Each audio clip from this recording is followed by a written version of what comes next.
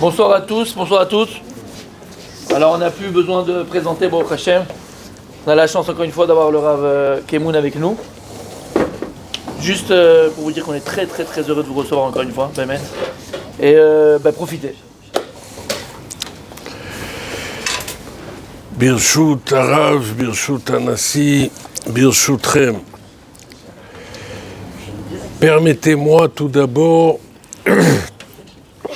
d'être Magdish le Shiur ce soir. Et ça m'a fait ça va chauffer, vous en faites pas. Moi, je suis encore en moteur thermique, donc mais, voilà, doucement.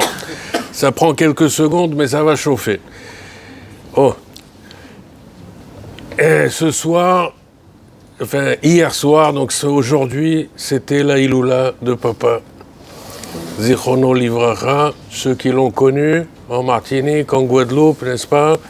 Les amis qui ont connu papa, aujourd'hui, c'était sa Iloula. Et donc ça m'a fait très plaisir quand Rav Gavriel m'a dit de venir ce soir. J'ai dit au moins on va faire le shiur, Leilui Nishmato, Velirfouat Kol Cholei Amo Israël. Il faut savoir que le meilleur investissement qu'il peut y avoir dans le monde, c'est la Torah. Les gens ils peuvent vous proposer des produits de folie. Made in China, Vietnam, je ne sais pas quoi, d'où ils vont les trouver sur la Lune. Bientôt, ils vont nous amener des produits. Aval, nous, on a Nous, on a le produit et il faut qu'on le mette en exergue. On va parler ce soir, puisque Rav Gavriel m'a dit que vous aimez les titres. Donc, la prochaine fois, Bli Neder, j'essaierai de vous en donner un. Je vous explique pourquoi j'ai un problème avec les titres. C'est que je suis un grand fan de, je ne vais pas dire l'improvisation, Hazve Shalom, c'est pas de l'impro, d'accord, mais de l'interaction avec le public. D'accord, c'est-à-dire que des fois, on va mettre dans une boîte, on a préparé un sujet, machin, on arrive, on le donne comme un produit, comme un truc. Excusez-moi, c'est pas ma tasse de thé. Et donc, des fois, il m'est arrivé de mettre un titre, je suis arrivé, je sais pas, ça passait pas, j'ai pas senti le truc, je suis parti sur autre chose. Donc, ok, mais de temps en temps, je sais quand même me tenir comme il faut. Donc, on va essayer Bessirata Dishmaya. Ce soir, on va parler de Sfirat HaOmer, Inyana de Yoma. J'espère que vous avez passé de bonnes fêtes de Pessah. Pour tout vous dire, il y a quelques années, je plaisantais sur les gens qui venaient faire leur aliyah en Israël et qui partaient à Eilat pour Pessah. Parce que je leur disais, Eilat, c'est Chutz La'aretz d'après toutes les Shitot. D'accord, la ville de Eilat, ça s'arrête bon. Alors là, cette année, j'ai plus le droit de parler, là. C'est fini, parce que quand je demande des nouvelles à quelqu'un, il me dit, ah ben oui, mon frère, il était à Dubaï, l'autre, il est à machin, l'autre, je sais pas. Si c'est pour ça qu'on est sorti d'Égypte, Rabotaï, il faut qu'on fasse un tout petit peu reset et qu'on réfléchisse à nouveau. Alors, j'ai rien contre les hôtels, parce que sinon, je pourrais plus mettre les pieds à Paris. Il faut pas ouvrir la bouche. Aval, Pessah, c'est pas une fête qu'on passe à l'hôtel, en tout cas pas les Sdarim. Et demandez avec les 9/10 des gens qui étaient à l'hôtel, les 9 jours, 10 jours, là, parce que grâce à Dieu, il y a des prolongations. C'était impeccable, la piscine, les activités, le spa, de folie, le CEDER. Bon, c'était pas ça, parce que, bon, à 400 personnes, évidemment, bon. Mais attends, mais c'est quoi Pessah, si c'est pas le CEDER? D'accord, non, je vous fais pas de morale, je mets juste, il y a un recentrage. Il faut, alors non, mais voilà. Je parle pour l'année prochaine, d'accord? Pour Shavuot, pour tout ce que vous voulez. Il faut savoir, Rabotaï, on va y arriver, c'est en rapport avec la paracha de la semaine aussi, parce que dans Tazria Metzora, on a un gros problème. Nous, les rabbanim. C'est que tous les sujets qui sont traités dans Parashat Tazria Metzora, ils n'ont pas tellement pignon sur rue et ils ne sont pas sympathiques. Alors heureusement, Mina Shamaim, Ishtabah Shemolahad, on a le Lashon Hara. D'accord? Alors il ne faut pas parler Lashon Hara, le Metzora, Yofi, allez, on y va, Oudrab. Attends, et tout le reste des sujets qu'il y a dans la paracha? D'accord? Pourquoi ils sont là? On a un problème énorme de relationnel. C'est bon, ça va, ça commence à chauffer, oui? Non. je demande au bout. On a un problème relationnel avec la notion d'impureté. Toute période, alors encore une fois, impureté, ça existe chez les hommes, chez les femmes, d'accord. Étudier la paracha Tazria Metzora, on n'est pas en train de stigmatiser quoi que ce soit. Il est vrai qu'il y a des choses qui sont difficiles à gérer en grand public. Aval, on va essayer de comprendre avant tout, c'est quoi la notion d'impureté. Pourquoi quelqu'un qui se sent impur pour une quelconque raison, dans un quelconque domaine. Vous savez que la semaine dernière, on a parlé des animaux. Il y avait les animaux cachers et les animaux pas cachers. On a les animaux tamés, pas tamés.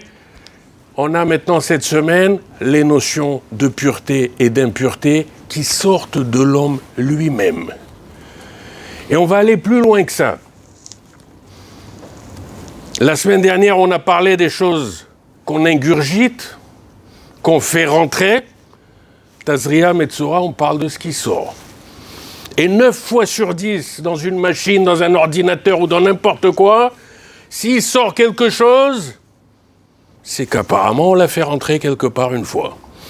N'est-ce pas? Quand il nous sort une publicité pourrie de Google, apparemment il y a quelqu'un qui a cherché quelque chose qui est très près de ce sujet pourri, d'accord? Donc il y a un problème avec celui qui est avec les gens qui ont tapé dans les 12 dernières heures. Donc ok, on va pas faire d'enquête de PJ. Aval, par définition, tout ce qui ressort de l'homme est le fruit de ce qu'on y a ingurgité, de ce qu'on y a rentré. Alors, pourquoi on a un problème avec la notion d'impureté, alors que la notion de pureté est 100 fois plus difficile à palper? D'accord, impur, ok, il y a des halachot, il y a des choses, ok, il y a des choses qu'on fait de nos jours et qu'on ne fait pas, mais on peut comprendre ce que ça veut dire. Mais c'est quoi pur? Pur, alors ok, tout est permis, enfin on a l'ichora, tout est bon, tout est ok, on est dans le vert, on est bien, bon, mais et qu'est-ce qu'on fait avec?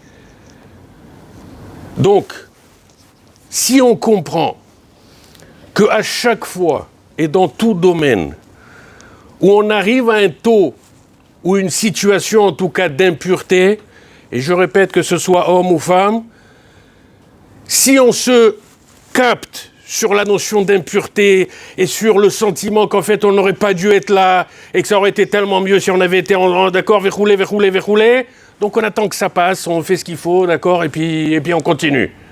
Alors que si on réfléchit bien, il ne peut y avoir d'impureté que si, juste avant, il y avait une potentialité de folie qui est partie en live. Mais en tout cas, soyons contents. Je n'ai pas besoin de donner un exemple.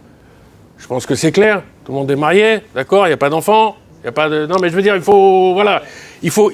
Pardon, on va donner un exemple. OK. L'impureté dans le couple. Une fois qu'une femme ne peut plus avoir d'enfant, il n'y a plus de problème d'impureté. Et donc, le fait qu'il y ait une impureté, ce n'est que parce qu'il y avait une potentialité, une vitalité de folie qui a fait de choufa. OK, next month. Et donc, encore une fois, à chaque fois qu'on va capter, et je répète, ça c'est le point, on va dire, que tout le monde connaît parce qu'il est d'actualité, il y a des dizaines de halachot, d'accord, ok? Je répète, étudiez Betzora, messieurs les hommes, d'accord, il y a des choses qu'on ne peut pas trop parler en public. Aval, il y a des notions d'impureté pour tout le monde. Ce qu'il faut comprendre, c'est que si on parle d'impureté, c'est que obligatoirement, il y avait juste derrière, juste avant, une potentialité énorme, une possibilité de vitalité extraordinaire. Il y avait une vie qui avait la semaine dernière. Ok, on n'a pas réussi à l'attraper, ça a fait de choufa, on continue. Aval, ce qu'il faut comprendre, et ce à quoi il faut se capter, et on va dire se focaliser, c'est sur la capacité de vitalité qu'on a en nous. Tout le monde parle toujours de la tsniout chez les femmes. Grâce à Dieu. Shtabach chez Molad, sujet extraordinaire. Il y a la tsniout aussi chez les hommes, messieurs. D'accord? Il y a des halachot dans le Shulchan Aruch. On n'a pas le droit, c'est pas parce qu'on est chez soi qu'on a le droit de se balader n'importe comment. Même quand on est dans la rue, il y a des halachot. Et pas que pour à la synagogue faire l'office, verrouler. À Yen Sham, il faut les apprendre. Qu'est-ce qui se cache derrière la notion de tsniout par définition? On ne va pas faire toute la soirée là-dessus, vous en faites pas, détendez-vous. D'accord? C'est que, une fois j'étais, pour tout vous dire, en Guadeloupe, et à l'époque il y avait Kubi qui était à l'école, et il y avait quelques classes qui étaient en bas de la synagogue, là je sais pas ce qu'il y avait dans le petit truc là au Méchanet, et il m'a dit, viens un jour, parle sur 12 élèves, je crois qu'il y avait 4 classes, d'accord, il y avait surtout des petites filles on va dire de 12-13 jusqu'à 16-17, machou kazé, je sais pas, ne me prenez pas au mot. Et il me dit, il faut leur parler de la tsniout. Attends, on est en Guadeloupe, l'Aziz, je veux dire, d'accord, la plage à perte de vue, quoi. Je veux dire, la rue, c'est la plage. Bon, déjà en Eretz, dans le train aujourd'hui avec la chaleur, je peux vous assurer que je cherchais l'eau, mais j'ai pas trouvé. Bon. Mais toujours est-il que, en quelques secondes, je leur ai sorti un machal extraordinaire. Je leur ai dit, imaginez-vous, vous êtes sur l'autoroute en métropole, parce qu'il y a des autoroutes là-bas, enfin, il n'y a pas grand-chose, on a vite fait le tour. Mais Kitsour, on est en France, en Europe, autoroute, tout à coup on voit un camion, autour de ce camion, il y a 12 Nayadot Mishtara, là, comment on appelle ça, d'accord, des voitures de police, 2 hélicos qui tournent dans tous les sens, on a bloqué les 5 voies, parce qu'ils avancent doucement pour ne pas dépasser, d'accord, de main. Qu'est-ce que tu te dis, qu'est-ce qu'il y a dans ce camion? Des lingots d'or, un convoi, je sais pas, un transfert de la Banque de France. Et attends, d'accord. 2 heures après, parce qu'on a compris qu'on était bloqué, que ça roule tout doucement, donc on est allé se balader. On revient, on s'arrête sur une aire de repos, et on voit le camion. On reconnaît la plaque, mais c'est le camion, mais il n'y a personne autour. Qu'est-ce qu'on a compris? Mais c'est qu'il est vide. C'est ça la tsniout. Si je suis vide, ben, j'ai besoin de rien. Je n'ai pas besoin de protection, je n'ai pas besoin de quoi que ce soit. Mais si je suis conscient que je suis porteur en moi, hommes et femmes, des générations à venir, ben, il faut faire attention, l'Aziz. Il faut 2 hélicos et 12 voitures de police, ça ne suffit pas, je peux vous assurer. Et donc ce sentiment, c'est ça qui se cache, encore une fois, derrière la mitzvah et toute la notion de tsniout. Ce sentiment où je véhicule quelque chose en moi que j'ai reçu de mes parents et de mes grands-parents, véchoulé, et que je dois m'assurer d'amener à bon port et de remettre aux générations à venir. Vedaï le hakima beremiza, on ne va pas rentrer plus dans les détails que ça, mais je peux vous assurer, à chaque fois que vous aurez le sentiment d'impureté, homme ou femme, pour quoi que ce soit, dites merci. Vous savez pourquoi? Parce qu'il y a des millions de gens sur Terre qui vivent la même chose et qui n'ont même pas ce sentiment d'impureté. Il y a marqué au début de Parashat Tazria Metzora, tout ce qui est Negaïm, c'est que pour les Béné Israël. On n'est pas en dermatologie, hein. D'accord, détendez-vous, dermato, ça sert à rien du tout. Il n'y a qu'un Kohen qui peut statuer est-ce que c'est cachère ou c'est tamé, c'est pas tamé. Pourquoi? Parce que on est en VIP face à Kadosh Baruch Hu. Et quand un juif, il parle, ce qu'il ne devrait pas parler. Alors vous allez me dire, ouais, mais attends, aujourd'hui, si c'était vraiment vrai, votre truc là, du Lachon Hara, on devrait tous être lépreux, là. D'accord, qui c'est qui sort d'accord, personne ne sort la tête de l'eau. Le truc, il est très très simple. Yehi chasdecha Hashem alenu, kasher yihalnu lach. Le rapport d'Akadosh Baruch Hu avec nous est selon le rapport que nous avons avec lui.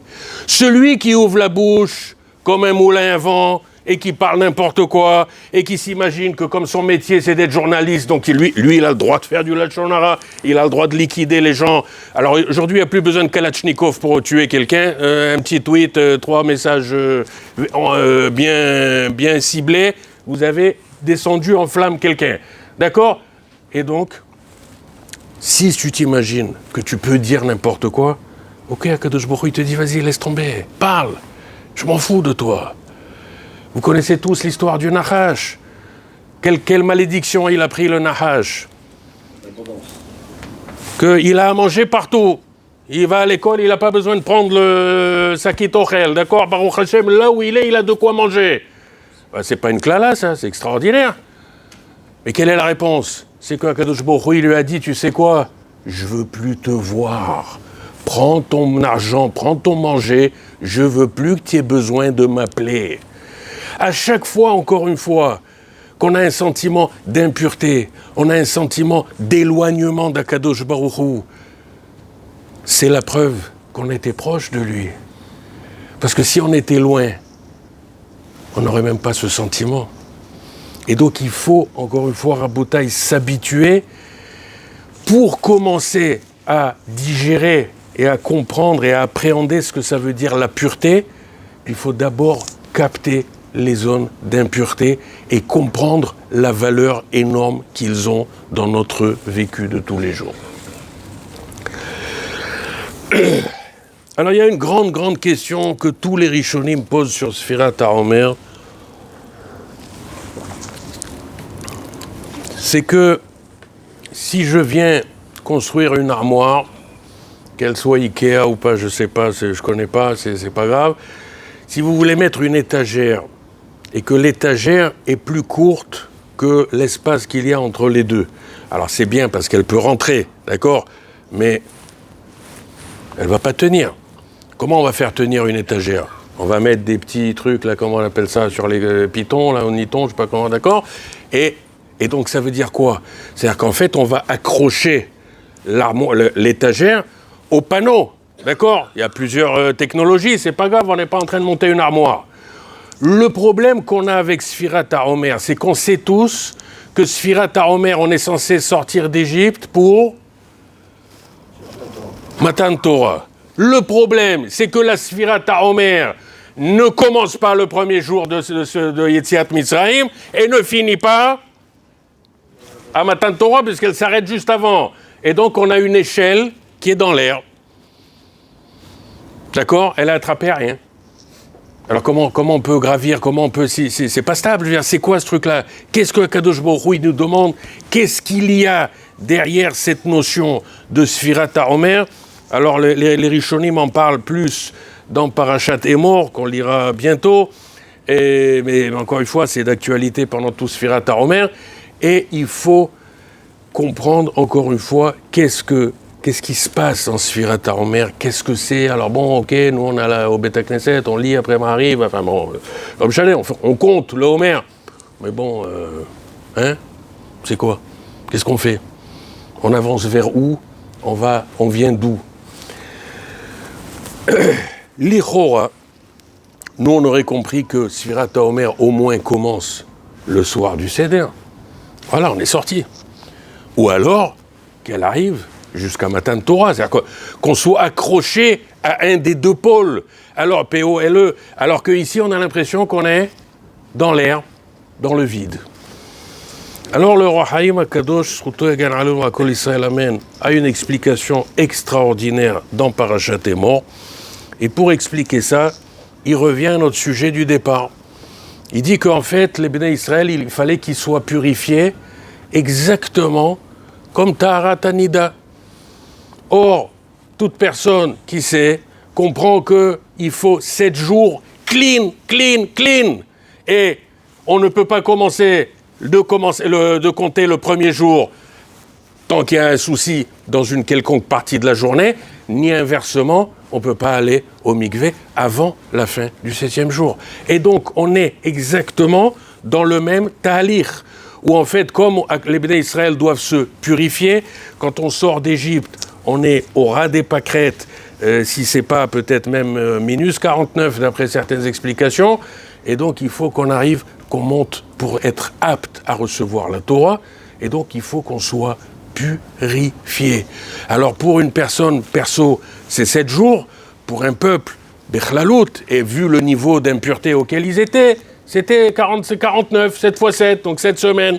Et donc c'est pour ça que on ne peut avoir ni le début, ni la fin, à l'intérieur du calcul, exactement le même paramètre. Mais, Birchutrem, on va proposer une autre explication à la lecture de Perek Shira, et vous allez tout de suite comprendre on va essayer de comprendre pourquoi. Minchat HaOmer, donc ce qui symbolise le premier jour de Sfirat HaOmer, on amenait la fameuse Minchat HaOmer qui était faite d'orge, Se'orim. À Pessah, on va amener, à Shavuot, on va amener le seul Korban Chametz de toute l'année, au Beth Amikdash, Shte Alechem, qui sont eux de blé et de farine de très haute qualité. Pourquoi Pourquoi à Pessah, donc au début, Minchat HaOmer, elle est d'orge. On a 2 korbanot d'orge dans la Torah. Premier korban, celui-ci. Deuxième, la Minchat Sota. La fameuse femme, au début de Parashat Nasso, la femme qui a été soupçonnée par son mari, vechoulé. Et donc, pourquoi elle amène une mincha de Se'orim, d'orge? Parce que dans la nature, qui sait à qui on donne à manger de l'orge? Aux animaux. Alors que le blé, par définition, la Gemara elle dit dans Masechet Baba Kama qu'une vache qui mangerait du blé, elle paye pratiquement pas parce que ça lui esquinte l'estomac, d'accord? C'est pas bien pour son ventre à elle. Et donc, par définition, l'orge est ma'achal behema. L'histoire de la femme qui a été soupçonnée, elle n'a pas été, même s'il ne s'est rien passé, il s'est quand même déjà passé beaucoup de choses pour que le soupçon prenne effet. Ayen, Parashat Nasso, au début. Ici, les Béné Israël, ils sont en Égypte. Pourquoi la mer ne va pas vouloir s'ouvrir? Qu'est-ce qu'elle va dire? Non, elle va dire à mon cher Rabbeinu, mais je comprends pas, eux, ils sont Avdei Avodah Zara, ils sont Avdei Avodah Zara, c'est same thing, comme on dit chez nous. Pourquoi tu me demandes d'ouvrir là et de fermer là? Pourquoi la main? D'accord? Donc on est en train de parler d'un niveau, d'une profondeur, encore une fois, les Béné Israël, Has Veshalom, malgré le fait qu'ils sont restés Metsuyanim, ils n'ont pas changé leur nom, ils n'ont pas changé leurs vêtements, ils n'ont pas changé leur langue, mais malgré tout, ça a coulé très très bas. Alors aujourd'hui, qu'on n'a plus de vêtements juifs pratiquement, qu'on a très peu de gens qui ne parlent que la Lashon HaKodesh, et que les notions des noms, c'est un petit peu le grand balagan, d'accord? J'en connais, Baruch Hashem, on fait toutes les semaines connaissance avec des cultures nouvelles, avec des prénoms, avant c'était à l'américaine, c'était à la mode il y a 30 ans à Paris, aujourd'hui c'est plus hindou, je plaisante, d'accord? Mais on a un problème. Si malgré ces 3 protections, les Bnei Israël ont malgré tout coulé tellement bas, aujourd'hui quand on les a, même pas toujours les 3 en tout cas, et c'est très rare de les trouver les 3 réunis, il faut savoir qu'on est en danger énorme. Le problème des... Par rapport aux générations, on disait que notre génération à nous, au contraire, à l'époque, si les raves qui étaient là-bas, ils étaient dans notre génération, on a plus de mérite d'être dans notre génération que d'être à l'époque des raves. Avec les réseaux sociaux, avec tout ce qui se passe. Alors, votre question, votre affirmation est très pertinente. Vous n'avez pas tort. Mais je ne parlais pas de mérite. Je parle de situation. Je m'explique. Puisque vous avez posé la question, on va la répondre. Quelqu'un qui est au moins 18e étage d'une grande tour, là, vous savez, les grandes tours qui nous construisent, là, aujourd'hui, on ne voit plus tellement le haut, mais en tout cas, on sait jusqu'où en bas on peut descendre, hein, si vous avez compris ce que je veux dire.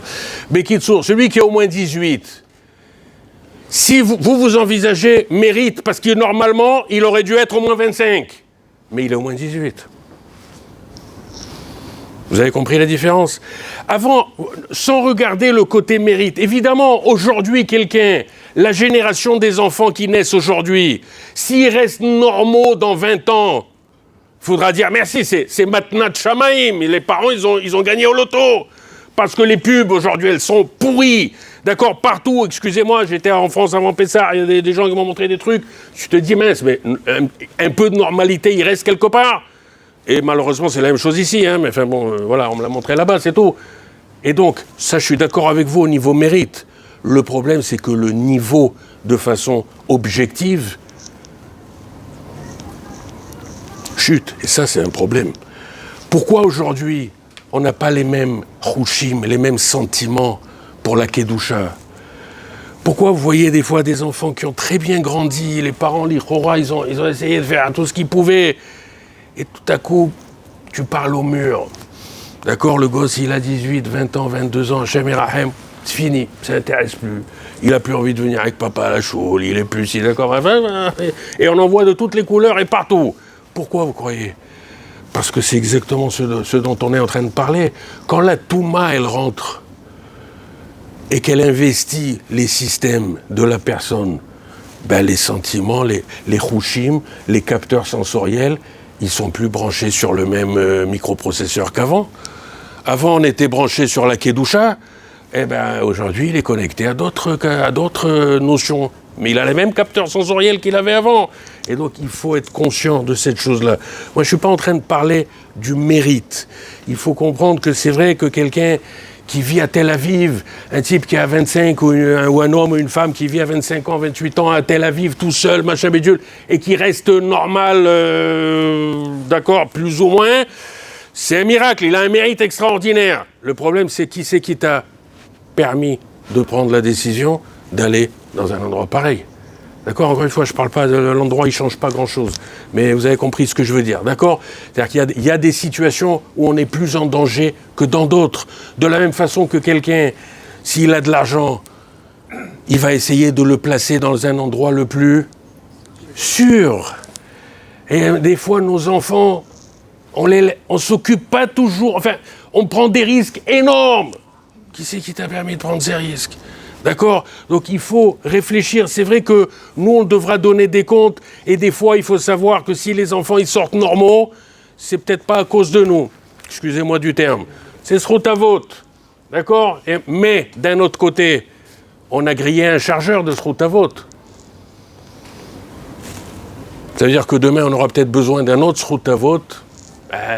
On a grillé, on a vidé le compte. D'accord? Donc il faut être conscient de ces choses-là. Un juif, la Torah nous demande d'un côté de nous responsabiliser au maximum. On doit essayer de calculer chaque acte qu'on fait. On n'a pas le droit de partir en automate. Et si je pense que la plus grande chose dont il faut sortir d'Égypte, c'est tous les automatismes qu'on a dans Avodat Hashem. Tout ce qu'on fait sans y réfléchir, en fait, on ne le fait pas. C'est dur à entendre. Je sais, c'est pas facile. Je vais aller plus loin que ça. C'est pas encore notre sujet, mais c'est pas grave, on a quelques minutes. Dit le Chovot Alvavot, dans le 4e sha'ar du Chovot Alvavot, un hidouche extraordinaire. Imaginez-vous quelqu'un, je vais commencer en négatif, et ensuite on reviendra en positif, parce que le négatif, il va vous faire sauter plus rapidement. Quelqu'un, monsieur, il est né à... Où on va dire? À Djerba, Tunis, Casa, ce que vous voulez. Meknes, d'accord? Chacun, il prend ce qu'il a envie. Une bonne ville où tout le monde était chômé à Shabbat, d'accord? Pourquoi tu veux que j'ouvre le magasin Shabbat? Tous mes clients, ils sont juifs, d'accord? Et je vais rater le couscous et la tafina et la srena, d'accord? Bon, d'accord. Ce monsieur, il a passé 80 ans chômé à Shabbat. Et Tsuyan. Il est sûr que quand il va arriver là-haut après 120 ans, vous savez, il va trouver, comme chez les experts comptables, là, les gros classeurs énormes. Là, tout ça, c'est Mashmirat Shabbat de folie, d'accord? Il arrive, alors, où ils sont, tous les classeurs, et il voit un petit feuillet là en plastique avec 7 pages dedans. Il dit, mais comment? Et on va lui dire, oui. Akadosh Baruch Hu, il va lui dire, c'est moi qui t'ai fait faire Shabbat pendant 80 ans. Est-ce que toi, tu as décidé une fois de faire Shabbat? Tu t'es posé la question une fois? Tu t'es même pas posé la question. Tu étais à Meknes, tu étais à Djerba, tu étais d'accord, tout le monde est juif, tout le monde machin bidule. Alors c'est moi qui t'ai donné la logistique pour que tu puisses faire le Shabbat. Et donc toi, il te revient. Effectivement, il y a eu quelques fois où tu as fait des petits efforts et tu aurais pu déraper. Et bon, d'accord, ben voilà, il y a un petit feuillet avec une quinzaine de pages. C'est 80 ans de Shmirat Shabbat. Ça fait peur, Rabotai. On va aller dans l'autre sens. quelqu'un qui vit dans une société relativement normale, d'accord? Il n'a jamais pensé à faire des grosses bêtises qu'il y a marquées dans la Torah. Qui c'est qui irait aujourd'hui, voilà, on est ici, manger kasher, Baruch Hashem, en Eretz Israël. Il faut se lever de bon matin pour ne pas manger kasher, qu'on le veuille ou non. Je veux dire, c'est hyper facile. Est-ce qu'une fois dans notre vie, nous est venu à l'idée d'aller se prendre un petit shake de sang? Vous savez, juste très vite, de sang, non? Il paraît qu'il y a des sauces japonaises ou chinoises avec des trucs de folie. Vous voyez? Il nous est venu à l'idée une fois. Ah, c'est vrai que la Torah nous interdit, n'est-ce pas, de manger révit d'âme. Semaine dernière, un révit, un verre comme ça de sang, même la moitié peut-être. Hachem Ishmor, tout ce qu'on a au verre. C'est pour ça qu'on cachérise la viande, c'est pour ça que verroulé. Il nous est venu à l'idée une fois d'aller manger un truc pareil. Le commun d'entre nous, d'accord, qui vit ici, d'accord, moi, voilà, je suis à Yerushalayim, autour de moi, je ne sais même pas ce que c'est, ni les restos, ni rien du tout, donc même pas en rêve, d'accord, Asma? Mais est-ce qu'une fois j'ai pris sur moi de ne jamais manger de sang? Dit le Chovot Elvavot. Écoutez bien cette phrase, je sais pas si c'est sorti, c'est que ça doit sortir. Quand un homme il fait une mitzvah, le Chovot Elvavot dans Sha'ar HaBitachon, il couvre le spectre de toute la vie de l'homme. Et le rapport qu'on doit avoir dans chaque domaine, quand est-ce qu'on doit faire confiance à Akadosh Baruch Hu, quand est-ce que nous, on doit se prendre en main. Alors il y a des gens qui vont vous dire, eh bien regarde, moi, je postule pour tel poste, ah, il faut travailler Shabbat, eh bien on va voir, Mina Shamaim, si Akadosh Baruch Hu, il veut que je travaille Shabbat, eh bien, je vais être accepté. Sinon, non, j'ai postulé aussi sur des postes où il n'y a pas besoin de travailler Shabbat, donc voilà, c'est... Mais non, attends, ça dépend de toi, là, Aziz. Ça, c'est pas Ribono Shel Olam. Un poste où on te dit qu'il faut travailler en hiver jusqu'à 6h du soir à Paris, Chilul Shabbat, on laisse tomber. Je t'ai pas parlé de samedi matin, Bichlal, d'accord? Donc, il y a des choses dans toute la vie d'un juif où on va s'en remettre à Kadosh Baruch Hu, bitachon total, et il y a des choses, au contraire, qui dépendent tout à fait de nous. Dans ces choses-là, on n'a pas le droit de s'en remettre à Kadosh Baruch Hu. Alors, je vais vous donner un autre exemple en positif. Vous savez qu'à l'époque, en Europe de l'Est, dans le nord de l'Europe de l'Est, la Finlande, la Suède, la Norvège et tout ça, enfin même plus bas que ça, les pays baltes, trouver un hétrog et un loulav pour Soukot, c'était une opération commando. Ils commençaient, non mais c'est... D'accord? Ils envoyaient, depuis le début août, donc depuis début Av, ils envoyaient des shlichim dans le sud de l'Europe, Italie, verroulé, pour essayer, si Dieu veut, au moins d'avoir un set pour toute la ville. Un set. Nous, aujourd'hui, on va au magasin, là, c'est combien? Vas-y, 50 €, 200 €, allez, on a un bon set marocain, vas-y, ce que tu veux. À l'époque, c'était un... D'accord? Imaginez-vous une communauté en Lettonie. Aujourd'hui, on entend beaucoup parler des pays baltes, hein, c'est chez Yubrim, Miskenim. Bekitsour, imaginez-vous, ils ont décidé... La communauté, avec le Rav, le président, c'est un budget énorme. On va envoyer 2 ou 3 personnes pendant 2 mois, d'accord, aller-retour. Et vous savez le nombre de communautés où on est arrivé à Soukot et on avait 0. Pourquoi? Parce qu'ils en avaient trouvé un. Le temps qu'ils arrivent jusqu'à la ville, il a été nifsal, il est tombé, le machin, le bidule, Qu'est-ce qui s'est passé avec cette ville? Nous, comment on regarde les choses? Ils n'avaient pas de loulav. Vous voyez? Vous savez ce qu'il nous dit le Chovot Elvavot? Eux, ils ont fait toute la mitzvah. Parce que ce qu'ils n'ont pas réussi à faire, c'est Akadosh Baruch Hu qui leur a pas donné à faire. Mais eux, ils ont pris la décision de faire la mitzvah. Ils ont financé... D'accord, des shlichim qui sont partis pendant 2 mois pour aller sur les routes et les verrouler. Mais sauf au Shel Davar, à Kadosh Baruch Hu, ça n'a pas fonctionné. Nous, on a fait toute notre part dans la mitzvah. Il faut s'habituer à ne pas mesurer une mitzvah qu'au côté extérieur. J'ai fait, j'ai pas fait. Ok, des fois, c'est les seuls paramètres qu'on a, nous. Mais là, on parle d'un domaine où c'est entre nous et Akadosh Baruch Hu. Est-ce que j'ai décidé? Ou est-ce qu'en fait, tout mon judaïsme, je mise Vous savez ce que ça veut dire miser? 30 secondes, laissez-moi juste finir la phrase. Il y a des gens, vous connaissez l'histoire avec Avraham Avinu, quand Nimrod, quand il a été jeté dans la fournaise. Vous voyez, il y avait son cousin, l'Aziz, comment il s'appelait, Haran. Il était là entre deux chaises. Qu'est-ce qu'il a dit? Il a dit, oui, c'est vrai qu'intellectuellement parlant, je comprends, je suis tout à fait avec Avraham Avinu, mais la fournaise, ça fait un peu chaud, froid dans le dos, ou chaud comme vous voulez, d'accord? Je n'ai pas tellement envie de griller sur la barre. Et donc, qu'est-ce qu'il a fait?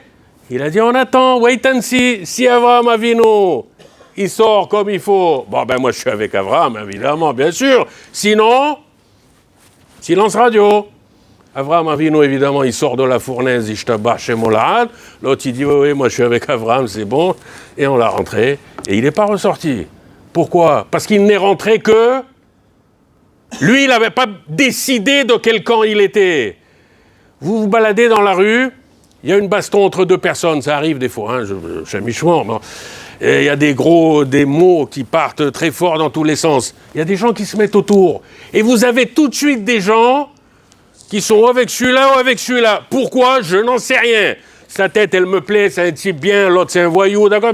Des dizaines de paramètres qui n'ont aucun rapport. Mais vous avez aussi beaucoup de gens au milieu qui attendent de voir qui va avoir le dessus parce qu'on aime être avec le winner. N'est-ce pas? Et donc, c'est ça ce qu'on fait malheureusement plus d'une fois avec Akadosh Baruch Hu. C'est-à-dire qu'en fait, on est... D'accord? On attend de voir... Alors que quand je choisis intérieurement, quand cette communauté en Estonie, d'accord, ils ont dépensé des millions dans leurs moyens de l'époque pour envoyer un chaliard. Pourquoi? Parce qu'eux, ils ont décidé qu'ils veulent faire la mitzvah, coûte que coûte. Ça n'a pas fini par fonctionner au bout. Le dernier bout, il ne dépend pas de nous. Il dépend d'Akadosh Baruch Hu. Quand un juif il fait n'importe quel ishtadlout. Quand on commence à faire n'importe quelle mitzvah, nous on a 3 stades, dit le Hovot al-Vavot. On doit choisir, et je ne parle pas du libre arbitre, je parle de ce que nous faisons déjà. Toutes les mitzvot que vous faites déjà. Vous savez le nombre de gens qui se lèvent le matin, qui vont à la tfila, qui ne savent même plus pourquoi en fait? Mais c'est leur comment on appelle ça? C'est leur programme quotidien, puis il y a les copains, et puis il y a le petit café avec la viennoiserie, ensuite on part au boulot, et puis d'accord, bon. Mais encore une fois, vous n'avez pas idée, le nombre de femmes qui font Afrashatrala parce que c'est une ségoula, parce que c'est ci, parce que c'est ça, machin bidule, mais est-ce que tu as compris ce que c'est la mitzvah? Où est-ce que je vais trouver la différence? Elle est flagrante. Et on peut le voir, on peut le tester sur nous-mêmes. Si jamais tu as vraiment super bien compris ce que c'est Afrashatrala, tu arrives n'importe où dans le pays. Qu'est-ce que tu cherches dans une boulangerie? La terouda. D'accord? Ah, tu vas me dire, le blé, il vient d'Amérique, en Israël, 95% du blé qu'on mange vient d'Amérique. Le blé qui est consommé ici, c'est pour les... Enfin, qui pousse ici, c'est pour les animaux. En tout cas, c'était comme ça il y a quelques années, je ne suis pas up-to-date. Toujours est-il qu'il n'empêche qu'ici, il faut avoir fait la chala. La chala de nos jours est Ke'en Deoraita en Eretz Israël. Si je me suis branché sur la Afrashatrala que parce que c'est Goula pour prier pour une copine, les 40 femmes, machin bidule, tout ça c'est le happening. Ce que Akadosh Baruch Hu il veut, c'est le cœur du réacteur. Est-ce que tu as pris sur toi les halachot? Est-ce que tu as compris quand est-ce qu'on fait Afrashatrala avec bracha, quand est-ce qu'on fait pas? Et la gravité de Afrashatrala, même si c'est pas toi qui l'as fait.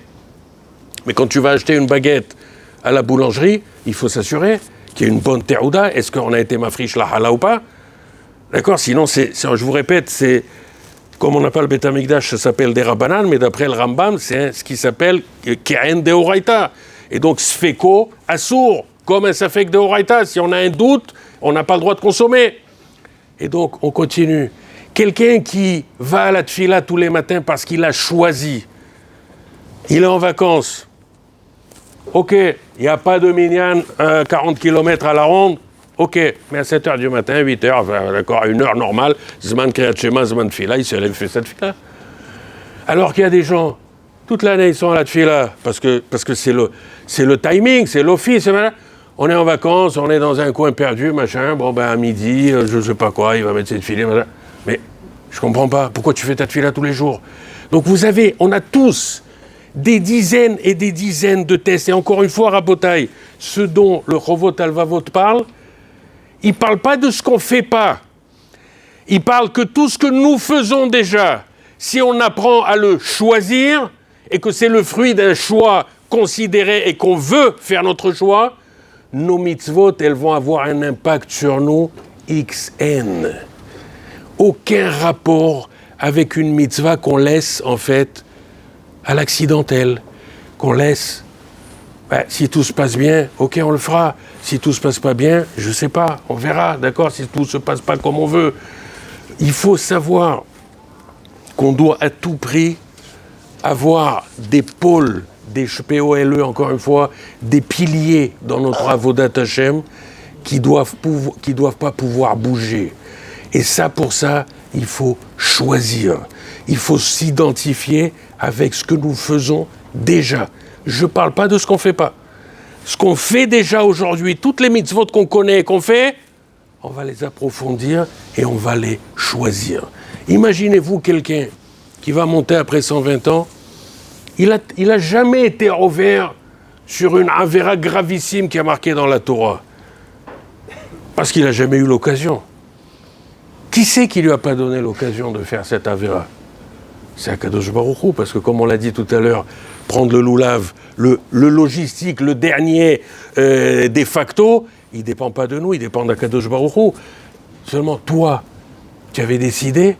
Si tu l'as jamais décidé, tu n'as jamais envisagé la possibilité de faire cette avéra, et donc tu n'as jamais fait le choix de ne pas la faire, tu vas arriver là-haut. Tu n'auras pas le mérite de quelqu'un qui aurait pu faire une avéra qu'il n'a pas fait, puisqu'en fait, tu n'as jamais décidé de ne pas la faire, elle ne s'est jamais présentée à toi.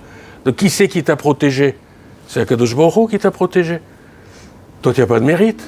Vous vouliez poser une question tout à l'heure? Ah oui, par exemple, ceux qui habitent à Bnei Brak. Oui. Moi, j'habite à Tel Aviv, j'ai plus de mérite si je fais Shabbat à Tel Aviv que ceux qui habitent à Bnei Brak. Entièrement d'accord. Seulement d'un autre côté. Mais j'aurais pu choisir d'habiter à Bnei Brak. Est-ce que j'aurais... Ça, c'est mon choix. Excusez-moi, hein, quand je dis Tel Aviv, Bnei Brak, machin. D'accord, c'est pas ça qui change, encore une fois. C'est pas la notion de localisation. Pour ce qui est du Shabbat, c'est pas ça tellement le truc, parce qu'aujourd'hui, grâce à Dieu, même à Tel Aviv, il y a quand même, il paraît grâce aux Français, beaucoup plus de restaurants cachers qu'il y a 15 ans ou 20 ans. Avant, il fallait se lever de bon matin.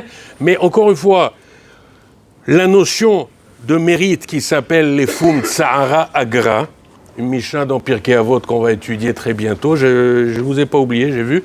D'accord? Je vais vous poser une question. Donc la Mishnah, elle nous dit... Les Fum Tsahara Agra, donc le salaire de toute mitzvah, il est dépendant de l'effort qu'on a fourni, merci, pour le réaliser. Yofi. Je vous pose une question. Vous avez un élève, il est en terminale, jusqu'à Purim, il n'a rien fait. D'accord? Il se réveille, parce qu'il commence à y avoir le bac blanc, le machin, enfin, ne me prenez pas dans les dates, d'accord, on s'est compris. Et il commence à mettre les bouchées doubles. Et il travaille 14 heures par jour et il n'a pas de dimanche, il n'a pas de machin. Vous voyez? Donc il a fait l'Ichoura un effort énorme. Magia lo Sachar sur cet effort ou pas? Qu'est-ce que tout père normal va lui dire? Mon fils, tu aurais commencé à travailler au mois de septembre, tu aurais eu le droit à tes balades le dimanche, et tu te serais amusé un peu Motsai et Shabbat, et tu aurais fait, d'accord, et tu aurais bossé aussi 6 jours par semaine, ou 5, d'accord? On s'est compris? Ça veut dire que toute situation dans laquelle je choisis délibérément de me mettre dans une situation où ça va être plus difficile qu'ailleurs, il n'est pas toujours évident qu'on aura le retour de manivelle qui s'appelle les Fum Tsahara Agra. Parce que si moi-même, j'aurais pu avoir exactement ce que j'ai ici, dans un autre endroit, où le fait d'être Shomer Shabbat, par exemple, ou de Shomer Kashrut, ou n'importe quoi, est plus facile, alors, si ça dépend de moi, effectivement, prenez par exemple Pourquoi je dis que le Shabbat ne dépend pas tellement du lieu? Parce qu'aujourd'hui, on peut avoir tout n'importe où, d'accord? On peut commander, on peut se faire livrer de n'importe quoi. Mais prenez un exemple, les représentants de commerce. Alors encore une fois, aujourd'hui, c'est plus facile qu'avant. Mais je connais beaucoup de gens qui faisaient toute la France, voire l'Europe en voiture toute la semaine, d'accord? Et qui il y avait des nisyonotes énormes en Mahalot Asurot. Parce qu'ils n'en pouvaient plus. Vous me mettez, moi, à Paris, là, avant Pessah, avec les grèves et les machins bidules. Pendant 10 jours, j'ai mangé un sandwich par jour. Vous m'entendez? Et les soupes lyophilisées, les machins, je ne pouvais plus les voir.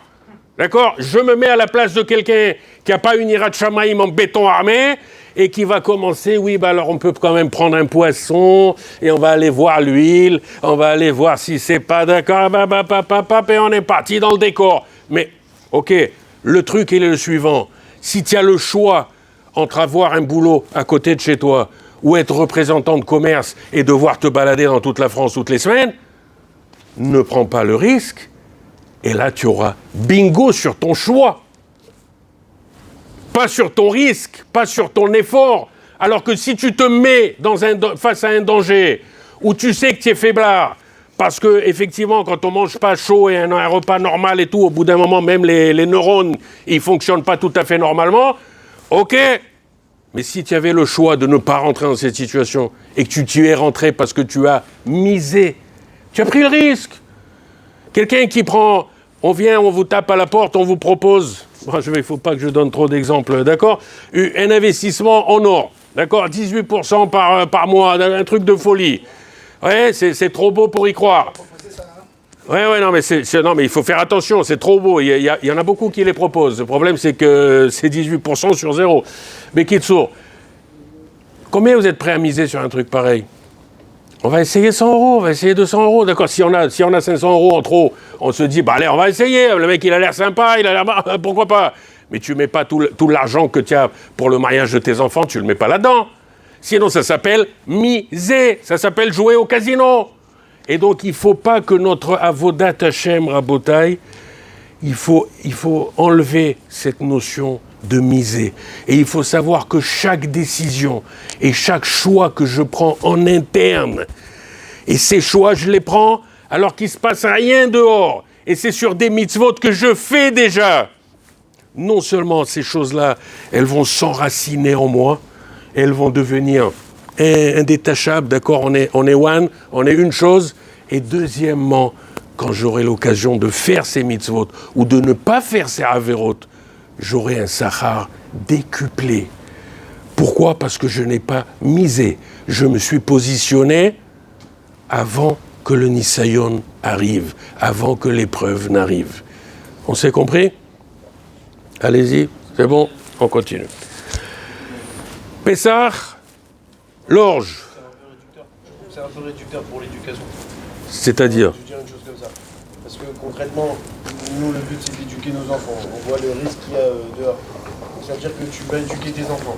Tu vas les faire grandir dans un endroit, leur apprendre qu'il faut se lever le matin pour aller à la Sina, d'aller au cours du rap, tatati, tatata. Ouais. Et au final, tu vas essayer de créer en eux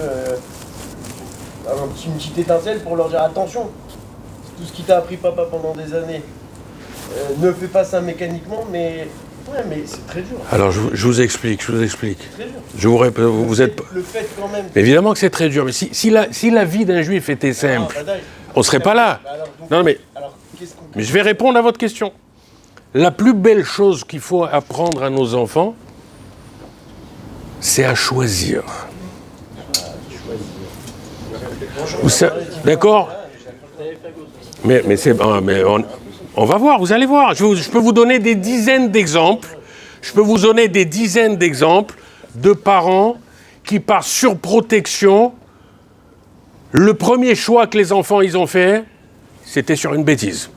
Parce qu'avant, on ne les a jamais laissés choisir. Votre fils, il va acheter une paire de chaussures.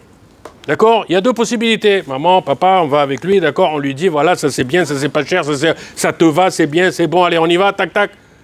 Et il y a un autre truc, c'est apprendre les enfants à apprendre aux enfants à choisir, à commencer à prendre leurs responsabilités. Ça a l'air, encore une fois, Rabotaï, dans des dizaines de domaines. Je ne parle pas que vis-à-vis des mitzvot. Dans tout.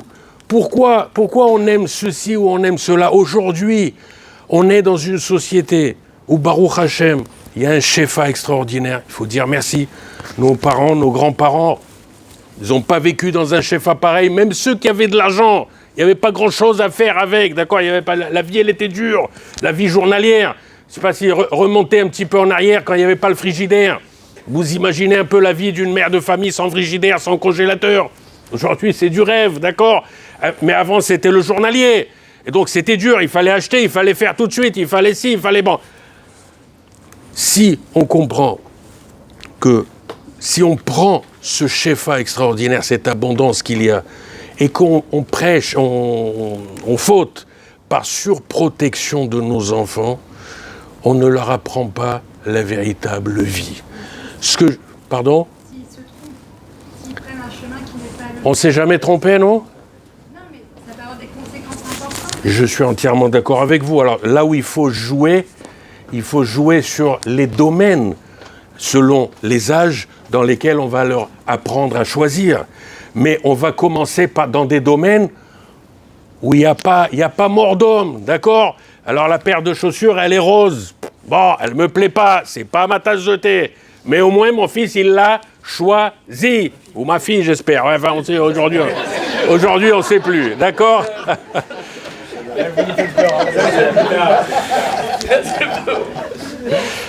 C'est bon. Vous effacerez le morceau. Hein. Je plaisante. Toujours est-il qu'il faut pas avoir peur de laisser les enfants choisir. Je vais vous donner des exemples, encore une fois, il y en a plein, mais c'est pas du tout le sujet pour lequel je suis venu ce soir, mais c'est Min Hashamayim si c'est sorti. Il y a énormément de choses où on s'imagine qu'en protégeant nos enfants égales, ne leur amener que le produit tout cuit, on les protège. On les protège pas. Quand ils sont bébés, c'est extraordinaire, c'est super.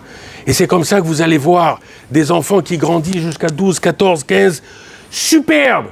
Et tout à coup, piouf. Pourquoi? Parce qu'il veut commencer à exister. Si je comprends que le fait d'exister, ce n'est pas faire ou ne pas faire, mais c'est choisir. Et quoi choisir?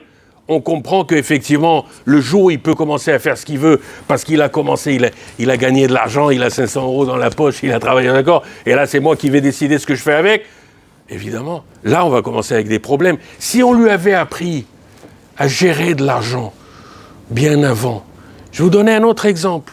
On a aujourd'hui, dans les milieux Haredim, à Yerushalayim, à Bnei Brak, quand je me suis marié, Rabbi Gabriel aussi peut redire la même chose, un avraire, qu'est-ce qu'il gagnait? 2000 et quelques shekels du kollel. La femme, elle gardait des bébés, elle vendait des œufs. Mes copains à Bnei Brak, à l'époque, quand j'étais à Bnei Brak, celui-là, sa femme, elle faisait des halot le jeudi, elle les vendait au black, d'accord, enfin, vraiment. L'autre, elle vendait des œufs, l'autre, elle gardait des bébés, l'autre, machin. Combien ça arrivait? À l'époque, on était en mode de ce qui s'appelle Nisayon Aoni. On avait l'épreuve de la pauvreté. Et il fallait tenir bon. Et il y en a qui ont lâché au milieu. Aujourd'hui, dans notre génération, on a des femmes d'Avrechim qui viennent travailler à Herzliya, à Ra'anana, dans le high-tech, d'accord, dans Microsoft, dans tout ce que vous voulez. On a des experts comptables, on a des femmes qui sont architectes, machin bidule. Et elles ramènent 15, 20 000 shekels par mois. Un avraire qui a grandi son père, il était avraire. Il n'a jamais appris à gérer de l'argent. Parce que tout ce qu'il voulait, qu'est-ce qu'il lui disait papa, maman? Ben, il n'y a pas, on ne peut pas. D'accord?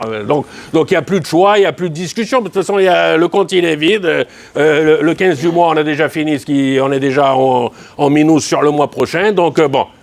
Le jour où ce gosse, il a 25 ans, il a 30 ans, il commence à avoir dans les mains 20 000 shekels par mois. Alors qu'avant, il était en minus. Il ne savait pas ce que ça voulait dire. On a un problème énorme de gens qui ne savent pas ce que ça veut dire gérer de l'argent. et qui commence à s'imaginer que parce qu'on a de l'argent, ben ça y est, d'accord, il faut faire ci, il faut faire ça. Pourquoi, Makara? Depuis quand c'est l'argent qui doit diriger ta vie? Seulement ça, c'est une éducation. Si on ne l'a jamais appris, on ne m'a jamais appris à choisir. Aujourd'hui, j'ai 10 shekels, j'ai donné à mon fils ou ma fille qui a 10 ans, je lui ai donné 10 shekels, je lui ai dit, va nous acheter des fleurs pour Shabbat. Mais papa, lesquelles choisis? Je ne sais pas.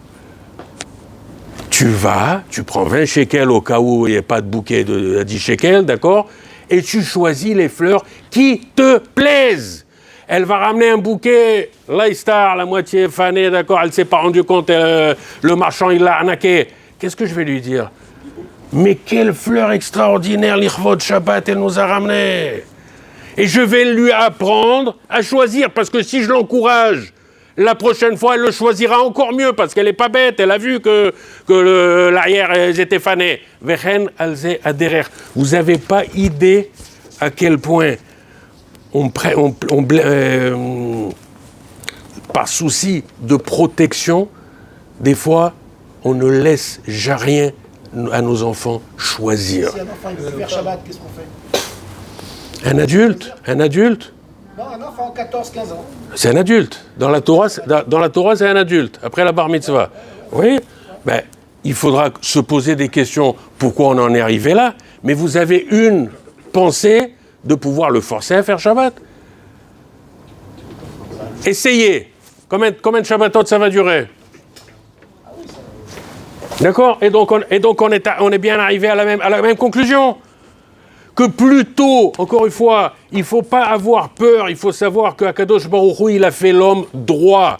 Un enfant, quand il a 8 ans, 9 ans, plus vous le laisserez choisir la couleur des draps de son lit. D'accord? Il a envie de Mickey Mouse, j'aime pas, mais il a envie, Marc Patlera. Plus il sera équilibré en intérieur et plus il finira par comprendre qu'il doit choisir. Alors qu'un enfant qu'on n'a jamais laissé choisir, le jour où il a la possibilité de choisir, il ne choisit pas. Il part à droite à fond ou à gauche à fond. C'est pas un choix, il se laisse aspirer par la société. Il se laisse aspirer par les réseaux sociaux. Aujourd'hui, on voit des gosses qui n'avaient jamais vu les réseaux sociaux à 18 ans et il a eu un appareil dans les mains. Il est parti complètement en live. Pourquoi? Parce qu'il n'a jamais choisi. Vous n'avez pas idée à quel point c'est important et au niveau, encore une fois, de l'équilibre intérieur de la personne. Parce que ce n'est pas vrai que au niveau religion ou pas religion. Il y a une chose qui est extraordinaire et qu'il faut apprendre à faire. C'est qu'il faut faire rentrer la Torah dans tous nos systèmes. Et ceux qui ont connu mon père, Zichrono Livracha, une des mahalotes extraordinaires qu'il avait, c'est pas vrai, c'était mon père évidemment, ça c'est d'accord, mais c'est que toutes les choses de la Torah, il nous les a jamais fait rentrer parce qu'il faut faire comme ça, parce que dans le Mishnah Brura il y a marqué, parce que dans le livre, non, on fait comme ça, c'est rentré dans les veines, parce que c'était un style de vie, parce qu'il n'y avait pas de décollement de la rétine entre ce que j'ai envie de faire et ce qu'il faut faire. Pourquoi? Parce que c'est comme ça qu'on finit par choisir. Sachez que quand on habitue un enfant à choisir, c'est parce qu'on lui fait confiance. C'est parce qu'on a confiance en lui. Si on ne le laisse pas choisir, c'est en fait la preuve qu'on ne lui fait pas confiance, parce qu'on a peur qu'il fasse une bêtise. Mais nous, on n'en a pas fait des bêtises. Et on est encore vivant, on est là, on est à la choule, on a la tchouva, on a tout. J'étais dans une communauté pour Shabbat Kitissa. Je peux vous dire où. Enfin bon, j'ai pas envie devant la caméra. D'accord? Dans une communauté où Béhémet, c'est un trou perdu en France. Je suis le seul à y aller de toute l'année. Et j'ai un lien extraordinaire avec cette communauté. Non, il y a bien pire que ça. Bekitsour, un petit endroit où si on a minyan vendredi soir, mais quand je dis minyan, c'est 10, hein, c'est pas... donc je fais partie du lot. c'est extraordinaire, on fait le gomel le lendemain matin. Bekitsour, et si le lendemain matin on a 18, on est, Baruch Hashem, on joue à guichet fermé, comme on dit chez nous. Bekitsour, et je vais pas rentrer les femmes. Bekitsour,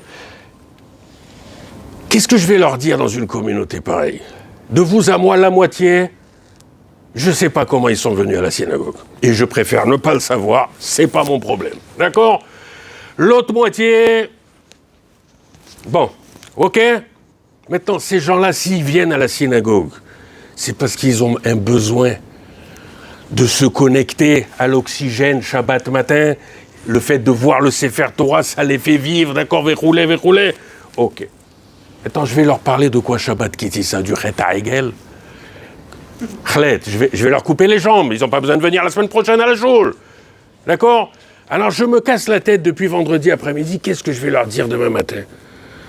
Baruch Hashem, on fait un Dvar Torah le vendredi soir, le Shabbat matin, avant un Shiur, où il y a 3 personnes avant Mincha. Ensuite, à Seuda Shlishit, où il y a 9-10, on essaye de garder le Minyan pour Motzai Shabbat. Yofi. Vous savez ce que je leur ai dit? C'est mettre la Hamito. Juste, on l'oublie. Dès qu'on voit Kitissa, dès que je vous dis Kitissa, de quoi on parle? Chet HaEgel. C'est complètement faux. Lisez Parashat Kitissa. Il n'y a pas une deuxième paracha dans la Torah où il y a autant de preuves d'amour d'Akadosh Baruch Hu envers les Béné Israël et autant de possibilités de kapara et de nekiyut et de récupération. On y va? Mahatzit shekel, kapara, lechaper al nafshotechem. Le kiyor, nikayon, tahara, l'ektoret. Qui c'est qui n'a pas fait l'ektoret pendant le corona, n'est-ce pas? Même ceux qui ne savaient pas encore dans quelle page Bichlal, où est-ce que ça existe, on leur a amené par WhatsApp, par mail, par machin, le petit Troveret, au fait tout le monde. Pourquoi? Parce que ça arrête les épidémies, verrouler. Il a fait, après le Chet HaEgel, qu'est-ce qu'on a? On a le plus beau cadeau qu'Akadosh Baruch Hu nous a fait quand un juif il veut faire tchouva. Quoi? Yud Gimel Midot Shel Rahamim. Où est-ce que vous avez trouvé un cadeau pareil? Akadosh Baruch Hu dit à Moshe Rabbeinu, à chaque fois que vous aurez besoin d'actionner la miséricorde divine, vous dites les Yud Gimel, vous les faites, Mahloket Rishonim, ok? Et je serai Merahem. Où est-ce qu'on a un plus beau cadeau que ça? Toute la Torah Kula, elle est pleine d'erreurs. Il y a un midrash qui nous dit, David Amelech, vous savez pourquoi Kadosh Baruch Hu a laissé faire le sentiment qu'on aurait qu'il a fait une grosse bêtise avec l'histoire de Bathsheba. Je dis bien sentiment parce que c'est complètement faux, d'après toutes les chitotes, d'après toutes les gmarot, mais au niveau communication, ça passe mal. D'accord? On a du mal à l'expliquer. Mais sinon, il n'y a aucun problème de halakha, c'est certain. Mais pourquoi? Pour nous enseigner à nous que même le roi d'Israël, il peut faire une erreur et que la teshuva, elle existe pour tout le monde. Nous, on a fait teshuva, nous, on a fait des bêtises, on a fait des mauvais choix quand on était petit, on en a tous fait grâce à Dieu. Celui qui n'en a pas fait, vous me l'amenez, hein, je ne le connais pas celui-là. Je répète encore une fois, quelqu'un qui n'a jamais joué avec le mal, il n'a jamais choisi le bien. Il était sur automate. Pour avoir choisi, il faut l'avoir touché. D'accord? Si je vous présente demain 2 robes, 2 tissus, c'est des nouveaux tissus du Vietnam, je ne sais pas si c'est on ne sait pas ce que c'est, d'accord? Mais ça a l'air beau et ça tient, yofi. Vous allez les palper. Comment vous allez choisir? Vous allez la porter, vous allez vous regarder dans la glace, d'accord? Et on va choisir. Ah, elle coûte les 200 €. Mais il faut choisir. On ne peut pas prendre les 2, on n'a qu'un budget de 200 €. Choisir, c'est qu'on n'a pas été habitué petit à choisir. Entièrement, c'est un manque de confiance en soi, évidemment. Il y a des gens qui sont incapables de choisir. Il faut qu'elle amène sa sœur, ta belle-sœur dans machin bidule. C'est un problème parce que ces gens-là, 9 fois sur 10, il peut y avoir d'autres raisons. Comme vous le dites, on leur a jamais appris à choisir. Il faut savoir, encore une fois, Rabotai, il faut savoir que la capacité, plus je montre à mes enfants, je vais vous donner un autre exemple. Il m'arrive de rentrer dans des maisons Shabbat, on dirait un blocos. Sur les trucs électriques, il y a un cache, un deuxième cache, un troisième, pour ne pas que le gosse il puisse rentrer le doigt par en dessous. Il y a une colle, et un scotch aussi. C'est quoi ce truc-là? Excusez-moi du terme, j'ai jamais eu un truc pareil chez moi. Alors, bon, ceux qui les fabriquent, il faut bien qu'ils fassent leur parnassa, achetez-les, d'accord, mais bon. Mais pourquoi? Parce que quand je mets ça, qu'est-ce que je distille autour de moi? Qu'en fait, Shabbat, c'est exactement un jour comme toutes les semaines. Comme tous les autres jours de la semaine. Seulement, il y a des choses que je ne sais même pas pourquoi, enfin, bon, je plaisante, on n'a pas le droit de les faire. Et donc, je risque de travailler sur automate. Et donc, c'est pour ça qu'il faut mettre un premier cachet, un deuxième cachet, le plastique et le machin. Et pourquoi? Si on apprend à nos enfants et on leur distille que Shabbat, il n'y a pas photo avec vendredi ou jeudi. Shabbat, c'est un autre jour. Il n'y a aucun rapport. Ce jour-là, on a la Shrina qui est là. D'accord?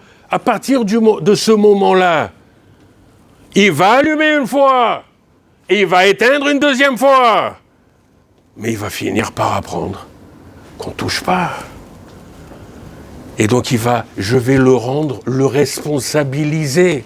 Alors que si je mets des caches, il n'y a plus de responsabilité. De toute façon, il n'y a plus de possibilité d'allumer quoi que ce soit. Il y a des gens, alors ils mettent les interrupteurs tout en haut, et d'accord, minuterie à la maison, domotique, tout ce qu'on veut, d'accord. Mais attends, il faut apprendre.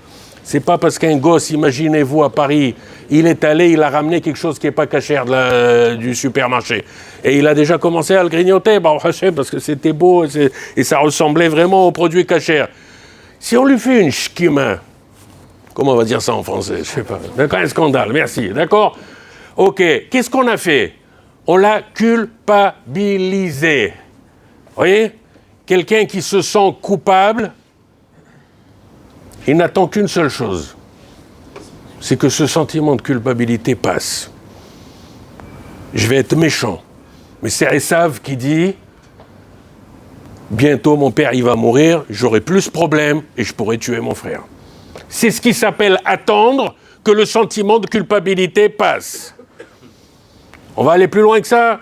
Pourquoi des dizaines d'années, on a complètement raté notre Yom Kippour? Et je vous explique pourquoi. Je parle de quelqu'un qui a passé 18 heures à la synagogue, on ne parle pas des autres. Il s'est arraché la poitrine 10 fois, d'accord, que le voisin, il entendait sonner. Bekitsour, on n'a pas fini de faire Ma'ariv. L'autre, il le bloque à la sortie du parking parce qu'il a mis sa voiture dessus. Et mais sur quoi tu t'es arraché la poitrine tout à l'heure? Il arrive à la maison.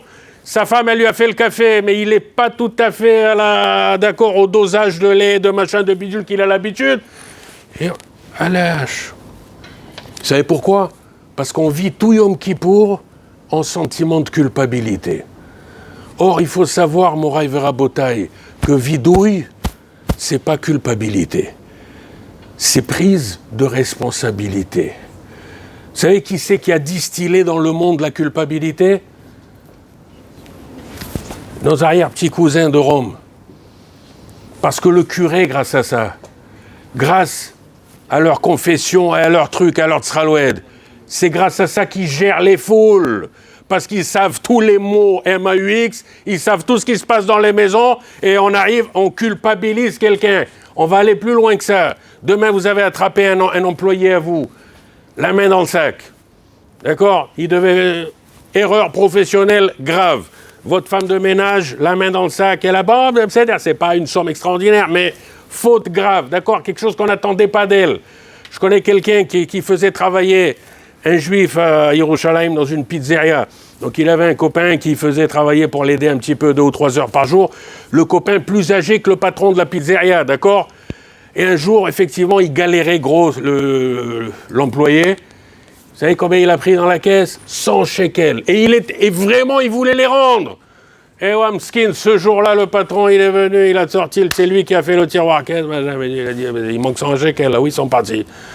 Il lui a dit, mais demande-moi, c'est quoi ce truc-là? Il l'a renvoyé sur place, on est d'accord? Pourquoi? Parce que c'est grave, il n'y a plus de confiance, il n'y a plus rien. Maintenant, dans une situation pareille, vous pouvez renvoyer, mais vous avez une deuxième possibilité, hyper vicieuse. regarde mon fils, ou ma fille pour la femme de ménage, d'accord? On a les caméras de vidéo, on a tout. D'accord? Je te culpabilise à mort. Tu veux rester ici? Tu restes. Maintenant, j'ai un esclave. Pourquoi? Parce que n'importe quoi, attention, je vais à la police demain matin. J'ai tout. J'ai les fiches, j'ai les mails, j'ai les WhatsApp, les vidéos, d'accord, tout ce qu'on veut. Et vous avez, au lieu d'avoir une femme de ménage, vous avez un serviteur à demeure et vous allez pouvoir lui faire ce que vous voulez. Pourquoi? Parce que sentiment de culpabilité. Vous croyez qu'elle vous aime? Elle a envie de bosser pour vous? Non! Elle a peur que d'une chose. Et donc elle attend qu'il passe 3 ans ou 5 ans qu'il y ait prescription, d'accord, qu'on ne plus la machin. Et alors là, je vous dis pas comment elle vous ramasse à la petite cuillère. Pourquoi?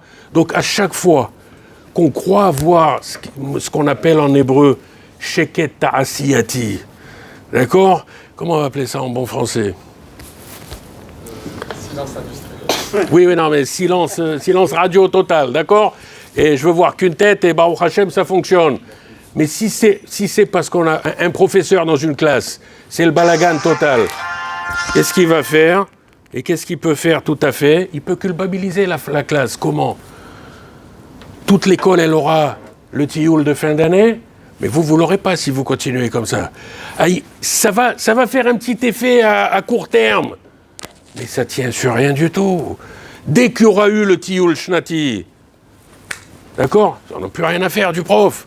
Alors là, ça va être le balagan à Shemishmor. Pourquoi? Parce que ça tient. Et donc, notre rapport avec Akadosh Baruch Hu, quand on fait le vidouille et qu'on s'éclate la poitrine, on n'est pas en train de se culpabiliser. Il faut, Akadosh Baruch Hu, il nous demande une chose, c'est nous responsabiliser, devenir responsable de mes actes. Je peux être responsable de l'erreur qu'a fait un de mes employés, alors que je ne suis pas coupable du tout, parce que ce n'est pas moi qui l'ai fait. Seulement comme il est allé pour ma société, donc je dois faire les plâtres, comme on dit, je dois récupérer la situation, je dois assumer, merci, d'accord? Mais donc je suis responsable, je ne suis pas coupable. En mode culpabilité, on peut avoir le silence à court terme. Les enfants, ils peuvent rentrer dans le rang, mais on n'a rien, parce qu'ils attendent qu'une chose. C'est que papa ou maman, ils aient tourné le dos, qu'ils nous aient laissés tout seuls, et alors là, c'est la bamboula totale. Pourquoi? Parce que ça tient sur rien. Et donc, plus on va s'habituer à responsabiliser nos enfants, à leur apprendre à choisir. Je vous répète, je vous dis, je vais acheter, je suis dehors vendredi à 2h avec ma fille, quel âge, l'homme chané, mais je commence très tôt. Je lui dis, voilà, fais-moi plaisir, là j'ai les paquets, machin. Prends 20 shekels, va acheter le bouquet de fleurs pour Shabbat. Eh ouais, mais qu'est-ce que je choisis? Moi, je ne sais pas, rouge, vert, machin, mais je ne sais pas. Tu te débrouilles pour ne pas dire autre chose, d'accord? Vous n'avez pas idée à quel point on leur apprend pour toute leur vie à ce que ça veut dire devenir responsable. C'est un petit exemple, évidemment, qui est tout à fait amusant et mignon comme chou. Il y en a d'autres, mais plus tôt on commence avec ce genre de petits trucs-là, et plus on a des enfants responsables d'eux-mêmes. Et qu'ils sont prêts à 8h moins le quart parce qu'il faut partir. Alors il y en a où, parce que de toute façon, tu ne pourras pas rester tout seul, et puis ça crie de tous les côtés, parce que où elle est ta chaussette et où elle est d'accord, bon, on finit par être dans la voiture, et on finit par les jeter à l'école. Il a fait, excusez-moi pour la blague, mais pourquoi tu n'y arrives pas à leur faire comprendre? Ils veulent aller à l'école. Excusez-moi, mais quand j'étais petit, j'aimais aller à l'école. Il y a beaucoup d'enfants qui kiffent aller à l'école. Donc pourquoi on est obligé de tout de suite rentrer en mode partie de bras de fer? Oui, non, à l'heure, pas à l'heure, machin bidule. Ce n'est que parce qu'encore une fois, on s'imagine qu'on peut les faire grandir jusqu'à 15, 16 ans sans leur demander jamais ce qu'ils veulent. J'étais à Paris dans un cours, oui. Ah, je croyais que vous avez une question. J'étais à Paris dans un cours de dames, en l'occurrence, dans le 19e, et il y a une dame qui me raconte qu'elle a, voilà, ben effectivement, ils sont des gens très religieux et tout ça, enfin après le chiour, et le fils, il s'est fiancé avec une petite jeune fille très gentille, apparemment, qui sera une grande sadéquette, si Dieu veut, dans les années à venir, mais c'est pas encore ça, d'accord? C'est pas bon. Et donc, ils veulent, oui, un Kudusha, Tahara, Parot et Euter, mais ils veulent pas faire un mariage séparé. Alors que les parents, ils sont orthodoxes, machin bidule. Je lui ai dit, mais madame, c'est le choix de qui? C'est le mariage de qui? C'est votre fils qui va se marier avec sa femme? Ben, c'est à eux à choisir. Ça la fout mal. Vous savez pas comment vous allez inviter vos amis, comment ils vont venir, mais c'est eux qui se marient. Plus vous aurez l'impression. Encore une fois, je ne suis pas en mode permissif du tout. C'est sûr qu'on n'aurait jamais dû arriver là. J'entends là, attention. Oui, quoi? Permissif. Non, justement, je ne suis pas, mais il faut comprendre que si on en est arrivé là, où c'est ce qu'il veut, le problème, apparemment, il était déjà... On a raté plusieurs feux, en amont, en aval, je ne sais pas comment vous dites, d'accord, mais avant. Mais aujourd'hui, c'est son mariage à lui. Qu'est-ce que vous voulez? Lui formater son mariage pour qu'il soit encore moins religieux dans 3 mois et qu'il vomisse encore plus Je vais vous donner un exemple très très simple. Si vous saviez, et je sais, on va dire la phrase et ne me tapez pas, d'accord? Blinéder. Je le dis à des parents où le Shalom Bayit, d'accord, ça tangue très fort. Et je dis à la chose suivante. Je leur dis, voilà, c'est vrai, vous avez 35 ans, 40, on peut refaire sa vie, comme on dit en France. Bon. Ouais, je sais pas, les gens y rêvent, c'est marrant, mais bon, grâce à Dieu, les gens peuvent rêver quand ils veulent. Hachem Irachem, quand il n'y a pas le choix, d'accord, mais bon, de là à envisager ça comme, ouais, bon, ben voilà, on se marie, on divorce, on se remarie, bon. J'étais dans un chiour quelque part dans l'Homme Chanet, il y a une dame qui s'est levée, elle m'a dit, monsieur le rabbin, pas très orthodoxe, hein, et elle me dit, aujourd'hui, le mariage, c'est un bail pour 10 ans. Shem et Rahem. D'accord? Non, mais voilà. Bon, malheureusement, il y a des gens qui le voient comme ça. Toujours est-il. Vous savez, si vous avez déjà rencontré des familles recomposées, malheureusement, ça existe. Vous voyez les efforts que monsieur fait pour supporter les enfants de sa femme. Et je lui dis une chose, l'Aziz. Tu aurais fait le 10e des efforts que tu fais maintenant avec ta première femme et tes enfants à toi, et on n'en serait pas là. Est-ce qu'on s'est compris? Encore une fois, tout dépend de où on veut s'investir.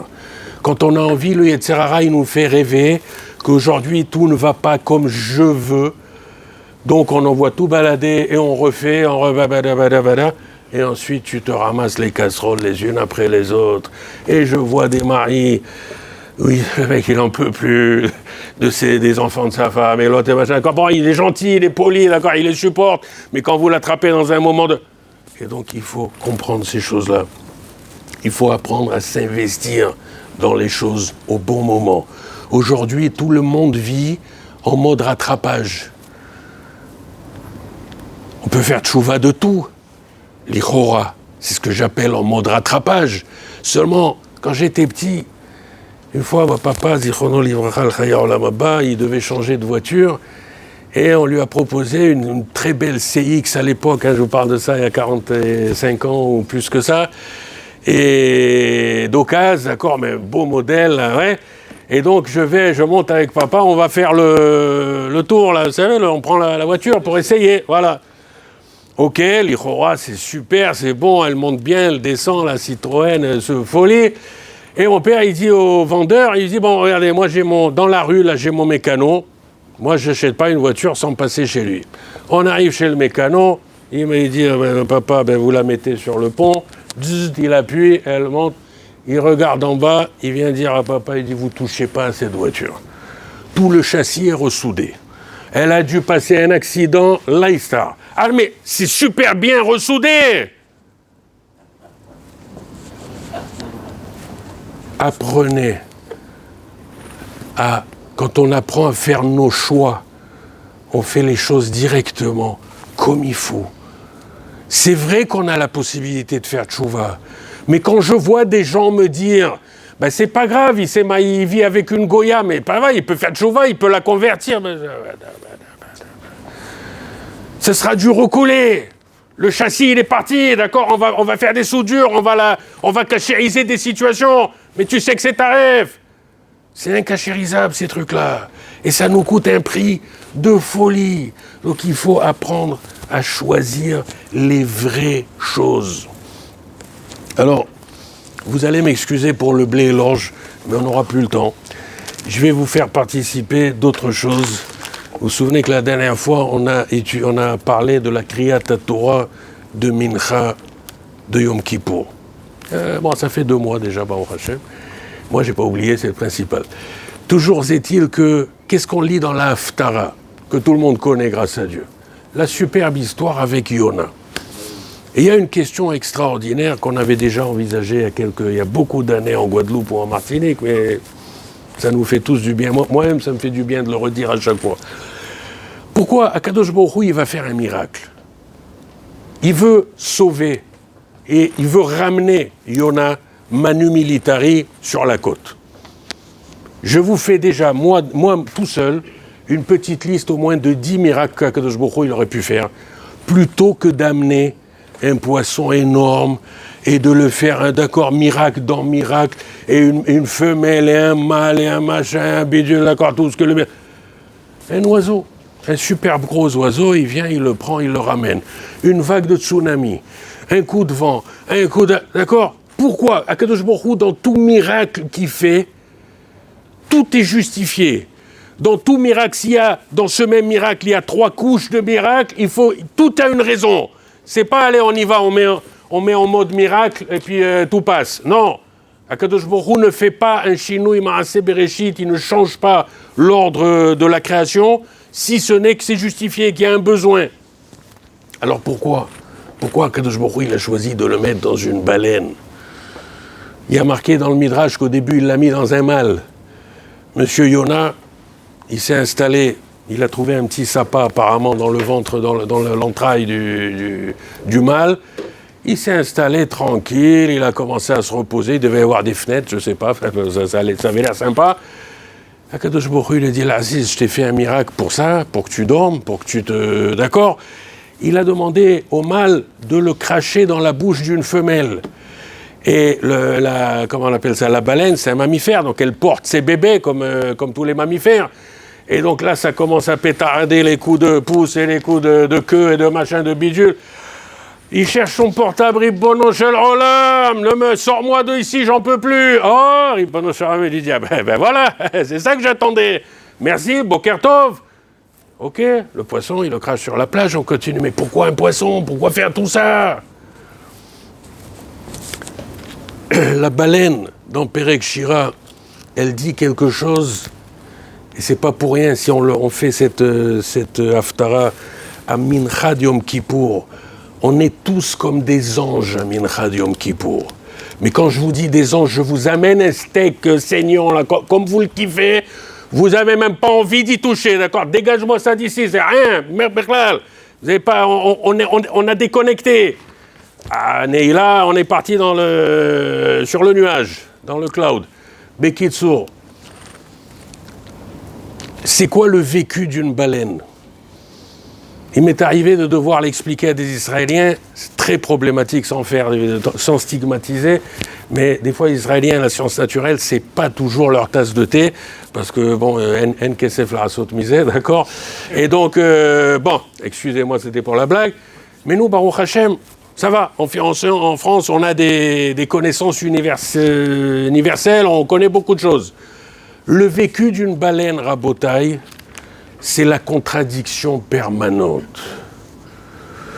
D'un côté, le milieu aquatique, l'eau, lui est vitale. Si une baleine s'échoue sur une plage en Australie ou aux Philippines, les types de Greenpeace et compagnie, ils ont 30 minutes pour pouvoir la sauver. Qu'est-ce qu'ils vont faire dans ces 30 minutes? Il faut qu'ils amènent des toiles de jute très épaisses et on les arrose aux tuyaux de pompiers parce qu'il faut que la peau reste mouillée en permanence. Si la peau commence à sécher, même parce que le temps d'amener le remorqueur pour le tirer 17 tonnes et le ramener au large, si la peau a commencé à sécher, c'est un phénomène irréversible. Et dans 2 jours, elle va être rejetée par la mer, mais là, elle sera effectivement déjà morte complètement. Donc il faut tout de suite qu'il la mouille, le temps d'aller chercher le remorqueur, et rouler. Or, la baleine est obligée de sortir de l'eau pour respirer. Alors, si on avait un tableau, je vous aurais fait le graphe de la vie d'une baleine qui passe dans l'été austral, enfin pas austral, là-haut, extrême nord, Antarctique, voilà, d'accord. Austral, c'est en bas, c'est ça, ouais. Et ensuite, elles redescendent. Donc, elles font 3, 4, 5, 6 000 kilomètres, 6 mois dans un sens, 6 mois dans l'autre, parce qu'elles redescendent dans les criques de Philippines et compagnie pour accoucher, je ne sais pas comment on dit pour une baleine, d'accord, pour donner naissance à leurs enfants. Et donc, dans les eaux chaudes. Et ensuite, elles remontent, d'accord, parce que dans l'été arctique, elles ont là-bas les quantités énormes de plancton qu'il faut manger, mais qui ne sont pas. Et donc, on a un aller-retour énorme, qui est une contradiction permanente. Une baleine, avec la forme, la masse corporelle qu'elle a, elle a des tout petits poumons en rapport. Ils sont plus gros que les nôtres, mais pour une baleine, ils sont minuscules. Ce qui fait que le plus gros qu'on peut espérer, encore une fois, je ne suis pas up-to-date en sciences vraiment dernier cri, mais je crois que 2-3 heures d'immersion totale, c'est le maximum. Elle est d'accord? Parce que nous-mêmes, on ne tire jamais nos poumons à fond, d'accord? Nous aussi, quand on respire, on pourrait attendre 1 minute de plus avant de reprendre de l'oxygène. Mais bon, voilà. Donc elle aussi. Comment ils font les chasseurs japonais, les baleiniers? C'est hyper facile de chasser la baleine. Vous avez un sonar, vous avez une masse là de 15 tonnes sous l'eau, même si elle est à 5 mètres ou 10 mètres sous l'eau, hyper facile à identifier, et on la suit. Elle est obligée de sortir pour respirer. 3 coups de harpon, on la monte sur le truc. Et c'est pour ça que les baleines sont en voie de disparition. Pourquoi? Parce que leur vie, leur vécu, c'est la contradiction permanente. Regardez-nous. Des fois, on kiffe le chiour, on kiffe la Torah. Rien qu'on est sorti dehors, qu'est-ce qu'on a fait? On a déjà réouvert les portables et on a déjà revu tous les clips, tous les messages qui nous sont arrivés de toutes les tsarotes qu'il y a dans le monde entier. L'homme échané, chacun il se connecte à ce qu'il a envie. Et on est reparti. Et tout à coup, qu'est-ce qu'on a envie? On a envie d'une bouffée d'oxygène. Je m'amuse avec la cigarette, c'est pas méchant en soi à l'époque, en tout cas, à l'époque c'était pas méchant, aujourd'hui ça le devient, mais c'est autre chose. Ça veut dire quoi? C'est-à-dire qu'on kiffe la Torah, mais tout à coup, il m'est arrivé de voir des fois des jeunes, et encore une fois, on a tous ce problème. Il sort du chiour, qu'est-ce qu'il va faire? Ah, un petit film maintenant. On a kiffé le chiour, c'était super, maintenant on se fait un petit kiff. L'Aziz, tu fais comme la baleine, tu es en super danger. À chaque fois qu'on a une courbe de vie où on passe notre temps à passer d'un monde à l'autre, qu'est-ce que l'eau, ça symbolise? En maïm et la Torah. Un juif, il doit être immergé dans la Torah complètement à 300 degrés. Et qu'est-ce qu'on fait de temps en temps? Ça va, on a envie d'oxygène un petit peu. D'accord? Et vous allez voir des gens qui toute l'année sont à la synagogue, sont tout, machin. Les vacances, ça y est, Maïna, à l'âge. Mais si c'est ton oxygène, tu enlèves le tuyau d'oxygène, vous rentrez aux urgences, vous voyez un type qui est en réanimation, il enlève le tuyau pour griller une clope. Là, il est en train de se suicider. Sachez, et c'est pour ça qu'on la lit, cette Haftara, le jour de Yom Kippour, à Mincha de Yom Kippour. Parce que le plus grand Yetzer Hara, c'est ça. Le Yetzer Hara, des fois, il nous laisse. Va au cours, vas-y, kiffe le cours. Mais ne t'en fais pas. Au virage d'après, je t'attrape et t'ai grillé. Et donc, il faut apprendre à être cohérent avec nous-mêmes.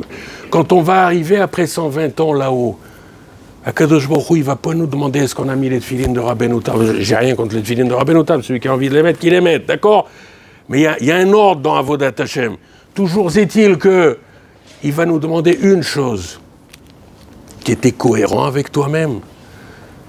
Ah, je vais donner 2 exemples qui ne sont pas sympathiques, mais c'est pas grave, moi aussi je suis dedans. Ta femme, elle t'a demandé une nouvelle truc, une nouvelle montre, un nouveau machin. Ah, on peut pas en ce moment-là, c'est raide. Là, c'est pas le moment. Et toi, t'as craqué sur une montre à 8 000 €, c'est tout, d'accord? Qu'est-ce qui t'est arrivé? Tu es incohérent, point barre.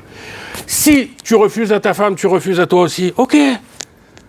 Donc, même chose vis-à-vis de la Torah. Que quelqu'un il me dise, j'ai pas la force de faire la veillée de Shavuot, parce que si je dors pas la nuit, ensuite il vaut mieux pas être en face de moi. Je peux comprendre. Le problème, c'est pourquoi au mariage de ta petite nièce, t'as fait la bamboula toute la nuit. Ah, explique-moi là, j'ai pas compris, parce que t'as pas dormi non plus, le lendemain matin, t'étais pas non plus. Mais en tout cas, tu l'as fait. C'est ça, c'est là-dessus qu'Akadosh Baruch Hu, il nous demande d'être cohérent dans nos choix, dans nos systèmes, et plus on va rentrer de l'ordre dans nos choix et dans nos façons où on est cohérent, on avance. La Torah, elle n'est pas 11 mois par an. Alors je sais qu'il y a des gens qui ont 13 mois de salaire par an, donc il y a des gens qui ont un décalage, mais les mois de vacances, la Torah, elle est exactement la même. Je vois des gens à Paris, ah moi je mange que kiff, Rav Katz, Rav machin, Rav, moi c'est Beth Yosef, machin bidule. Tu étais où en vacances pendant 3 semaines? Dans un hôtel que je sais pas, j'ai jamais entendu le nom de la cache-route, d'accord? Ah non mais c'était cachère, hein, j'ai vu le rabbin, il était là, il avait une barbe et tout comme vous, hein? Incohérence. Ah, t'as voulu kiffer, parce que c'était un endroit où il n'y avait pas autre chose, d'accord? Donc Akadosh Baruch Hu, il nous demande d'être entier. Dans Sfirat HaOmer Rabotai, je vous lâche là-dessus, je veux pas, voilà. Vous voyez, voilà, c'est un exemple. J'ai dit qu'on allait parler de Sfirat HaOmer, on n'a pas parlé beaucoup en fin de compte. Toujours est-il que Sfirat HaOmer, si on a lâché le frein à main, comme on l'avait dit il y a 2 mois, à Pessah, on a commencé à se libérer. Pour se libérer, il faut être conscient de quoi? Qu'on est esclave. D'accord? Donc il faut la première fissure dans le système. Si on a compris le jour de Pessah qu'on a de quoi se libérer et qu'on commence à envisager la lumière qu'il y a au bout du tunnel et qu'on comprend qu'il y a autre chose, le Rahaim Akadosh extraordinaire sur les 4 Leshonot Shel Geoula, d'habitude on les prend, on va dire, en parallèle. Il explique qu'en fait, c'est l'un après l'autre, c'est en crescendo. Vous avez des gens aujourd'hui, vous les libérez. Mais ça veut dire quoi être un homme libre? Vous allez dans les pays en Afrique, il y a plus sur le papier, il n'y a plus d'esclaves, d'accord? Mais ça se mange comment, la liberté? Avec une fourchette, des pailles chinoises, des machins, d'accord, je ne sais pas. Dis-le au Rahaim Akadosh. Les Juifs, ils ne travaillaient plus déjà en Égypte depuis 1 an et quelques, suivant les avis. Seulement, au début, ils ne comprenaient pas. Ils ne devaient pas travailler, ils n'étaient pas obligés de travailler. Mais ils allaient chez leur employeur d'hier. Tu n'as pas besoin de quelque chose, machin. Pourquoi? Parce qu'ils ne savaient pas gérer sa vie. Aujourd'hui, il y a beaucoup de gens qui savent qu'ils sont esclaves, mais ils sont incapables d'imaginer autre chose. Donc Pessah, déjà, c'est la brisure dans le système où je comprends que j'ai de quoi me libérer et de quoi sortir.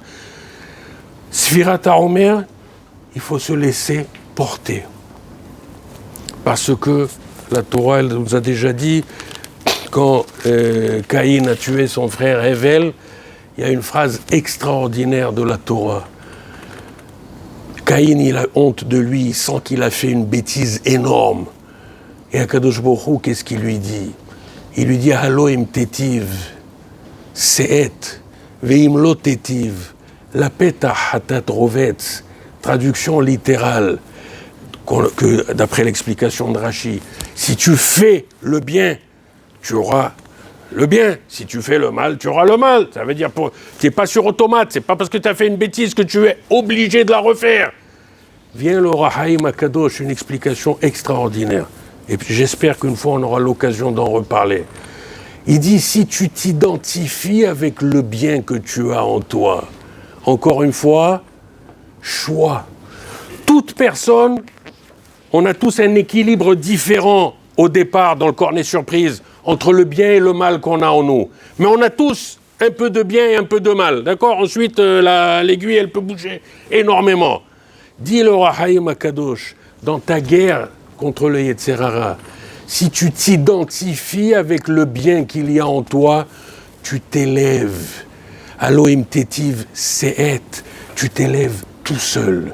Si à Pessah, on a ouvert une fissure dans le système d'esclavage dans lequel on était jusqu'à présent, et qu'on commence à envisager la notion de liberté, identifiez-vous avec tout le bien qu'il y a en vous, et vous vous élevez. C'est la Sfirat HaOmer qui va vous porter et qui va nous amener à Chag HaShavuot, B'Siata Dishmaya, 100 fois meilleur. Faisons le bien autour de nous. Et je répète, identifions-nous avec le bien qu'on a en nous et on va être porté par la Kedusha. Et ce qu'il faut savoir, c'est que contrairement à ce que le monde distille, la Kedusha n'a besoin d'aucune aide extérieure. Aujourd'hui, si je vous fais une photo, je vous fais 2 clips l'un face à l'autre, je vous montre un camp d'entraînement du Hamas ou du Hezbollah, d'accord? Les mecs hyper bien entraînés, ils sont au niveau de Sayeret Matkal bientôt, Hachem Irahem, ils sont, d'accord? Ils investissent des millions. Et je vous mets en face un tzaddik au kotel, qui finit 3 fois Teilim tous les jours. Qu'est-ce qu'on se dit? On se dit, bon, ben, il est bien gentil ce monsieur, effectivement, il a tué aucune mouche, il a rien fait de mal aujourd'hui. Mais il fait rien.